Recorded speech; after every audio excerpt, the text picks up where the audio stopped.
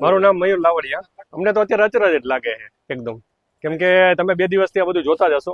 રોજ નવું આવે છે. 27 લાખનું જમણવાર, પછી આ 12 લાખનું પાણી, 6 લાખના મંડપના ખર્ચા. તો અમે ચકરી ખાઈ ગયા છે, કેમ કે આ જ્યારે આ ડિમોલેશનનો ટાઈમ મળતો હતો ને, ત્યારે અઢળક સેવાભાવી સંસ્થાઓ સેવા માટે આપવા માટે આવી હતી.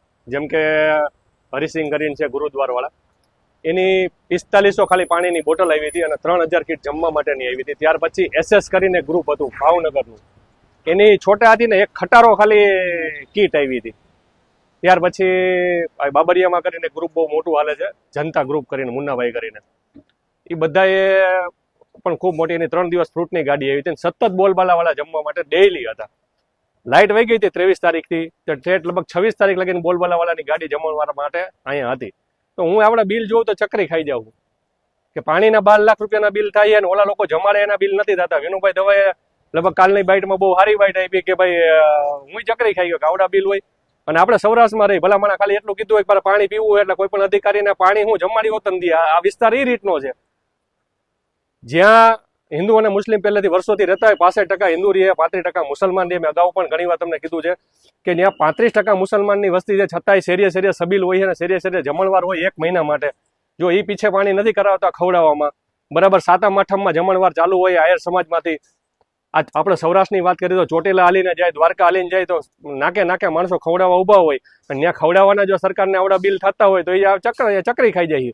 તો આ તો સારું કહેવાય નથી થતું. બાકી 1000 માણસો કોઈ નો કરે નારાયણને 1000 માણસો મરી ગયા હોય અને જો પબ્લિકને નહીં ને આ લોકોને જો અગ્નિદાહ દેવાનું થયું હોય તો લાકડાનું બિલ ચંદન જેવડું કરી દે. કાર્યવાહી તો જો ભાઈ ઉપલા અધિકારી છે, અત્યારની ઉપરની બોર્ડ જે બેઠી છે, આ જે 5 જણા હોય, આપણે તો ઓછી ખબર પડે એમાં, જે સ્ટેન્ડિંગ કમિટી છે, મેયર છે, એને બહુ સારા આમાં ટૂંકમાં ધ્યાન આપે છે અત્યારે આ બાબતમાં, અને અમારા કોર્પોરેટરો પણ. તો આ બધા ભેગા થઈ અને આનું કાયમી માટેનું નિવારણ આવવું જોઈએ, કેમ કે આ બોજો આપણા બધા માટે જ છે.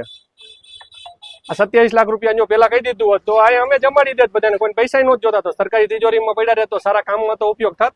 બાબુભાઈ હું કૌભાંડ થયું છે એમાં મને તો એવું લાગે છે, જે મોદી સાહેબ કહે છે કે હું ખાતો નથી, ખાવા દેતો નથી, બરાબર, પણ આ અધિકારીઓએ કાંઈ ખાધું નથી, આ સીધું જમી ગયા. હું ખાવાને બદલે જમવાનું ચાલુ કરી દીધું. અમે પણ કોરોના કાળ વખતે અહીંથી 2000-3000 માણસોને પર ડે 44 દિવસ જમાડ્યા. 44 દિવસ. હું એના બિલ જોતા હોય તો હું રજૂ કરી હતી. હવે અમારે 44 દિવસ 3250 થી 3000 માણસને જમાડવાનું બિલ 7 લાખનું છે. 7,45,639 રૂપિયા. પછી 3 દિવસ હતા, અમે 44 દિવસ જમાડ્યા. હા, અહીંયા કાજુ કતરી નહોતી અમારે, રોટલી શાક જમતા. હું હા, અધિકારીઓને આપવી પડે ને, પબ્લિકના ટેક્સના પૈસા છે ને, આ ક્યાં કોઈને ખીચા ના દેવાડે. તો એ લોકો આ મિજબાની કરવા જ કદાચ ડિમોલેશન કર્યું હોય તો કોને ખબર. આ લોકો માટે સખતમાં સખત કાર્યવાહી થવી જોઈએ.